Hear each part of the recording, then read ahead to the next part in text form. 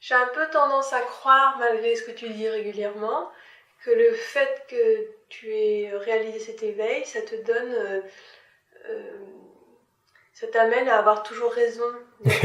Quand tu dis quelque chose, même quand je suis pas d'accord, je suis en train de me dire bon bah il doit savoir mieux que moi. Ou son ressenti, en fait, ou son ressenti peut pas le tromper. C'est impossible que ses sens le trompent. Ah, non, c'est absolument faux. Je veux dire que il y a beaucoup d'a priori sur l'éveil et les éveillés, et celui-là en est un aussi. Je l'ai déjà souligné, mais c'est pas parce que l'éveillé a réalisé le tout qu'il sait tout, et il fait des erreurs, heureusement. Tout le monde fait des erreurs, heureusement. Et il apprend. L'éveil, c'est autre chose. Il y a plein d'a priori, hein, et d'idées reçues d'ailleurs, pas que dans l'éveil, partout. Et ça peut être des obstacles. Et le chercheur, entre guillemets, hein, l'individu qui est intéressé par cet éveil total, cette illumination, comme certains l'ont appelé dans d'autres traditions, forcément, s'il est intéressé par ça, c'est qu'il ne l'a pas découvert. Donc, il est important de mettre les a priori de côté, les idées reçues de côté, de tous bords, quoi. On nous raconte beaucoup de choses qui viennent de l'Inde, souvent, ou de cultures qui ne sont pas d'ici, quoi. Et donc, on a tout un imaginaire fantasmagorique sur l'illumination, l'illuminé, et tout ce qui va avec. Et tout ça, c'est souvent beaucoup de folklore. Ça va peut-être déranger et gêner certains, mais c'est ça, c'est que il y a des illusions constantes, et forcément, cet a priori, les a priori, qu'ils soient positifs, tant mieux, et s'ils sont négatifs, forcément, c'est des obstacles, c'est des préjugés. Il y a des gens qui sont dérangés par le fait que je fasse des fautes de français, et ils ne vont pas aller sentir ce qu'il y a derrière ce qui est dit. Ou alors ils sont dérangés parce que j'ai des cheveux longs, parce que j'ai une barbe, parce que j'ai les dents tordues, ou X raison, parce que je suis ralien, ou peu importe, ça les dérange, ça crée des émotions, et donc dans ce cas-là, il y a une perturbation, et l'essentiel de ce qui est transmis ici et transmissible par des mots, ben, il passe à côté. Et pourtant, en même temps, il y a une revendication, souvent il y a une revendication de quête d'éveil, d'illumination, et de réalisation de la spiritualité à son plus haut niveau. Mais dès qu'on approche, l'individu qui cherche a forcément des a priori, sinon il aurait trouvé. Parce que c'est souvent derrière ces a priori que se cache l'ultime vérité. Et c'est bien fait, parce que c'est aussi des espèces de plots de sécurité, des espèces de balises de sauvegarde, des pièges à mouches, des pièges. Voilà, tant que l'individu n'a pas résolu toutes ces histoires avec ses croyances, ses a priori, ses préjugés, ben, il risque de passer à côté de l'essentiel, car l'essentiel est une belle surprise qui arrive instantanément et qui anéantit tout ce champ de croyances et aussi beaucoup le champ de croyances sur l'éveil et les éveillés. Donc non, les éveillés font des erreurs, ils se trompent, ils n'ont pas la science infuse, ils ne savent pas tout. Sur ce plan-là, non. Par contre, ils ont réalisé quelque chose de très particulier, c'est une réalisation très spéciale, ils ont réalisé qu'ils étaient l'infini conscient d'être l'infini, et là, c'est exprimé sous un angle bien spécifique, parce qu'on a des notions, des mots d'infini, et d'autres vont en parler différemment. Alors maintenant, la verbalisation de cette réalisation va être plus ou moins claire, plus ou moins confuse, en fonction des milieux, des cultures, des interlocuteurs, mais la réalisation en elle-même, c'est la réalisation.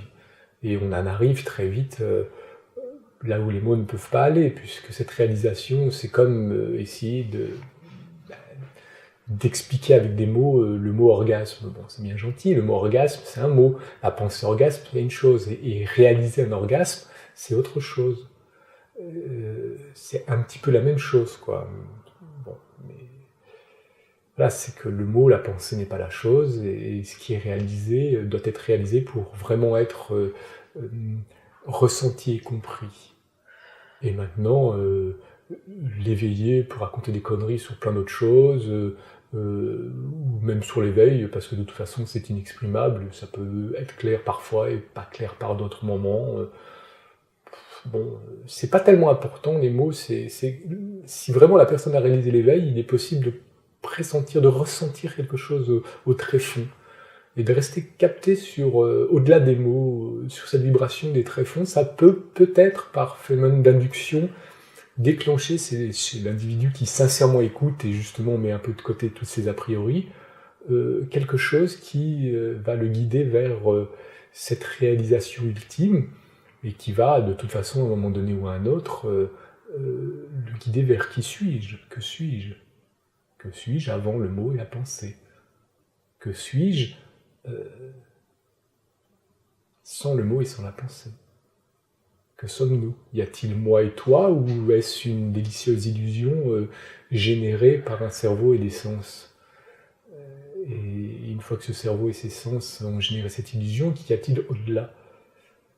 Bref, ça c'est par le mode de questionnement de Cohen, qui peuvent aboutir à un ressenti ultime, ou alors le ressenti ultime peut amener à une compréhension, et finalement tout ça, ça peut possiblement permettre à l'individu de basculer dans cette délicieuse calamité qui est l'illumination, l'éveil total.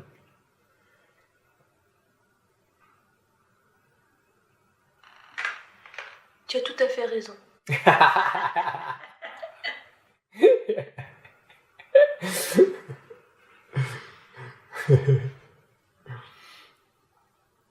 Il y a d'autres questions? Non, parce que tu as répondu à ce que je me demandais quand l'autre question que je me posais, c'était si ton ressenti peut te tromper, si tes sens peuvent te tromper, alors quand est-ce qu'on sait quand on doit t'écouter ou pas, ou quand on doit suivre ce que tu dis? Mais il ne s'agit pas de... Enfin, chacun prend ce qu'il a à apprendre au moment où il a à apprendre, et peu importe, quoi. Je veux dire qu'à un moment donné, de toute façon, nos sens nous trompent. Tous nos sens nous trompent joyeusement. On a des sens, et c'est merveilleux comme ça, et ces sens amènent des informations qui sont interprétées par le cerveau. Et ça nous crée une perception relative de l'infini, c'est-à-dire une perception finie de l'infini. Et ça peut être enchanté ou absolument horrible, mais peu importe. Ça reste une interprétation de quelque chose de plus vaste, et nous sommes ce quelque chose, et le mot quelque chose ne le décrit pas, qui est l'ultime tout que nous sommes. Mais bon, voilà, on est à la limite des mots. Donc après, tu me demandes comment savoir, ça c'est... Chacun doit, au fond de lui, être en feeling avec lui-même, quoi. Il va rejeter des choses, il va accueillir des choses, peu importe d'ailleurs, moi ou quelqu'un d'autre, hein, ça n'a aucune son d'importance. Moi, j'exprime une expérience qui a été réalisée suite à l'enseignement que j'ai expérimenté, l'enseignement ralien, merveilleux enseignement ralien, alléluia, merci Raël, mais voilà, ça a conduit, ça a ouvert ces portes qui conduisent à l'illumination, l'éveil total. Maintenant, je me retrouve face à beaucoup d'interrogations et beaucoup d'a priori, de préjugés sur ce phénomène. Une fois que la porte est passée, une fois qu'on se retrouve face à beaucoup d'individus qui arrivent et qui veulent à tout prix te mettre dans une boîte, te dire voilà, si t'es illuminé, tu dois être comme ça, si t'es éveillé, tu dois être comme ci. Mais c'est absolument faux. Ils n'ont aucune idée de quoi ils parlent. Si c'était figé et déterminé et comme ci et comme ça serait facile, enfin tout le monde... Non, enfin bref, c'est une compréhension ressentie, un ressenti compréhension, et forcément là je commence à bafouiller, puisque j'ai la tentation d'exprimer l'inexprimable, et perdu d'avance, tout le temps, inlassablement, et on en arrive éventuellement à des métaphores, éventuellement à des... comment ça s'appelle, quand ces mots... Des synonymes? Non, quand ces mots sont l'un avec l'autre, métaphores ou des paradoxes, voilà, des paradoxes. Et de là, doucement, éventuellement, la pensée peut décrocher pour arriver dans une espèce de ressenti Ce qui est plutôt une bonne chose, et ce ressenti peut éventuellement amener l'individu, quand ce ressenti peut atteindre un apogée qui peut amener l'individu éventuellement à comprendre, et cette compréhension ressentie peut-être peut conduire l'individu à l'illumination, l'éveil, l'illumination de cette conscience d'être l'infini conscient d'être ce un et infini que nous sommes, là, maintenant, tout de suite, hein, c'est pas demain, hein, c'est pas différé dans le temps ni dans l'espace. Il n'y a pas toi, moi et les autres, il n'y a qu'une unité qui s'exprime dans une diversité infinie, et elle ne s'exprime pas hier ou demain, elle s'exprime ici, dans l'éternel présent. Il y a aussi beaucoup cette culture dans les chercheurs spirituels de l'ici et maintenant, l'instant présent, il faut être ici maintenant. Mais il n'y a rien d'autre que l'ici maintenant, rien d'autre, absolument rien d'autre. Il y a la pensée, le cerveau qui peut sécréter des pensées, mais il est ici et maintenant quand il sécrète des pensées. C'est ici et maintenant, on peut être ici et maintenant en train de penser à hier ou à demain, et préoccupé par hier et demain, mais ça reste l'ici et maintenant dans sa plénitude. Hein. Il n'y a rien d'autre, il n'y a que cet instant éternel, présent, et qui se fait croire parfois qu'il est fini et passé ou futur, mais c'est une délicieuse illusion. C'est le relatif et l'absolu qui se rencontrent, et il y en a besoin. Il y a besoin de ce relatif, il y a besoin de cette impression de passé et de futur pour pouvoir ressentir l'éternel. Il y a besoin de la notion du temps qui s'écoule pour ressentir l'éternité, comme il y a besoin de la nuit pour voir le jour, comme il y a besoin... Enfin bref, on retourne dans les, comme je dis, paradoxes. Et bon, voilà, culture zen, les paradoxes et tout ça. Mais méfiez-vous de tous les a priori, les préjugés, les idées reçues. Ce qui fait que forcément vous abordez l'éveil et les éveillés d'une manière, sous un angle qui est trompeur et qui vous trompe d'abord vous-même, quoi. Si vous attendez d'un éveillé qu'il ait des fées clochettes qui lui sortent des oreilles quand... Ben non, ça c'est du merveilleux, c'est bien, c'est Walt Disney. Mais ça ne se passe pas comme ça. Et l'illumination est forcément un endroit où vous n'avez pas à chercher, puisque si vous aviez été à cet endroit, vous l'auriez découvert. Donc attention aux a priori. Ça ne veut pas dire qu'il y a aussi des gens qui prétendent être illuminés qui n'ont rien réalisé du tout. Hein. Ça, évidemment, il existe aussi. Mais c'est bien, ça fait marcher les consciences, ça fait marcher les individus afin d'être vigilants, quoi. Et puis, cette vigilance peut conduire à la supraconscience, l'ultime réalisation, qui est un événement incroyable et extraordinaire, et un non-événement absolu. Voilà, la boucle est bouclée. On peut aller manger. Finalement, l'éveillé mange, oui. Est-ce que c'est lui qui fait la cuisine? Ah bah parfois. Et la vaisselle? Et oui aussi.